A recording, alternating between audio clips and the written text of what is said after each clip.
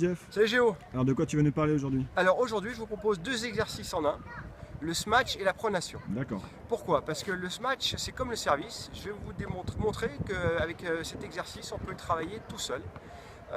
Parce que finalement c'est comme le service, si on ne le travaille pas, c'est un des coups les moins performants et on peut gagner quand même des points de finition. Alors on aurait pu amener notre référence match aujourd'hui, Thomas Dallet, Le fameux, oui. qui a d'ailleurs fait la première vidéo sur le smatch. Il s'est malheureusement blessé au dos et donc on pense à lui et on se passera à lui donc aujourd'hui. Très bien. Alors on va commencer d'abord par la pronation. Alors un petit rappel de la pronation. La pronation c'est une rotation intérieure de l'avant-bras, dans ce sens-là. Je mets ma main, je la tourne comme ça. Ce qui fait que si je tiens ma raquette en position service ou smatch, continentale, la pronation, quand je tourne la main, ça va me faire ce mouvement-là. Et c'est cette accélération angulaire de la raquette qui va créer donc la vitesse de balle. Okay. Donc voilà, ce petit rappel, là je bascule la main, et si je projette à la verticale, ça me donne le smash et le service. Tu peux nous montrer avec une balle? Alors je vais te montrer avec une balle, c'est d'autant plus utile qu'avec cette balle, on va se lancer à soi-même la balle. Avec dès qu'on maîtrise cet exercice, c'est-à-dire que je pose une balle, et l'exercice c'est de la faire monter assez haut. Donc là, ça me permet de travailler l'accélération de la raquette, la position de la balle qui doit monter à la verticale. Si elle ne monte pas à la verticale, c'est que, je refais, ça veut dire qu'on a un tamis qui n'est pas vertical, qui n'est pas horizontal à la frappe, il est un peu incliné. D'accord. Dans ce sens-là, la balle ira par là, dans ce sens-là, la balle... Donc on travaille son timing de telle façon que la balle monte à la verticale et très haut. Là on le verra tout à l'heure à la vidéo. L'intérêt, donc là, c'est qu'on a travaillé sa pronation et son relâchement, donc il est très relâché sur cet exercice. Mais c'est qu'après on va pouvoir, une fois qu'on s'est lancé la balle, je recule pour qu'on puisse voir la hauteur de la balle, on va pouvoir travailler son smatch. Exercice. Voilà. Donc ça c'est le premier exercice. Okay. Maintenant, quelques rappels sur le smatch. Les points clés à travailler tout seul avec cette alimentation de la balle par soi-même. La première chose, vous vous rappelez, prise continentale, je tourne les épaules. On ne recule pas comme ça. La première chose qu'on fait, c'est se placer de profil.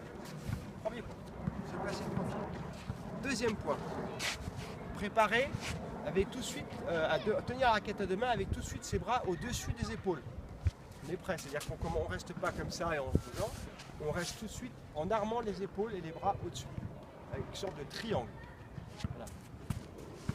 Troisième point, être relâché, ne pas se crisper, puisque justement, l'exercice qu'on a fait ici, on va le reproduire ici, qui va nous permettre de claquer la balle et de la faire donc rebondir.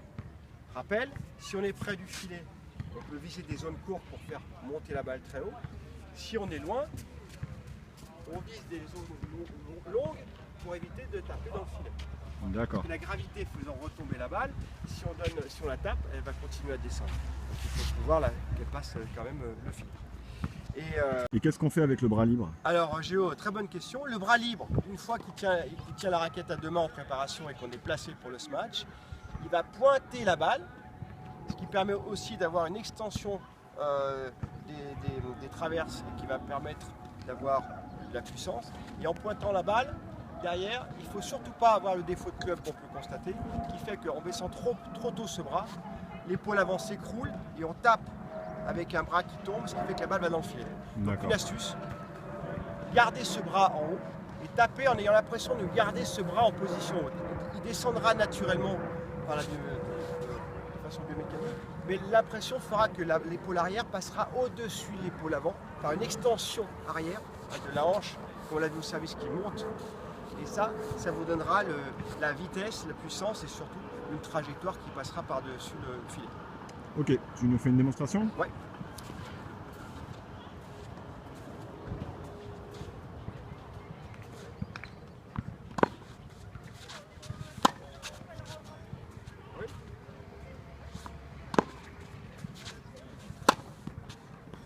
T'en fais un du fond de cours?